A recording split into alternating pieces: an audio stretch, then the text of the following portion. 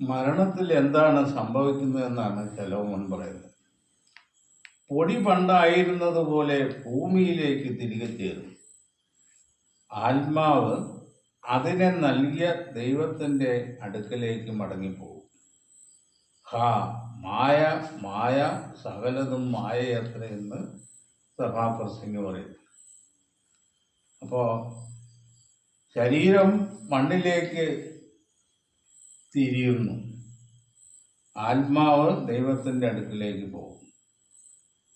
ഇത് മായയല്ലെങ്കിൽ പിന്നെ ശലോമോൻ ഇത് മായ മായ എന്ന് പറയുന്നതിൻ്റെ അർത്ഥം എന്താണ്?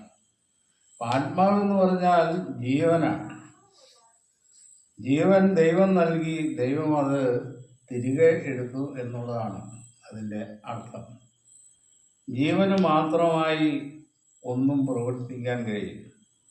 ജീവൻ ഒരു ശരീരത്തിൽ വസിച്ചെങ്കിൽ മാത്രമേ അതിന് പ്രവർത്തിക്കാൻ സാധ്യമാകുള്ളൂ എന്നാണ്. അതുകൊണ്ടാണ് ഇതും മായയാണെന്ന് ശലോമോൻ പറയുന്നത്.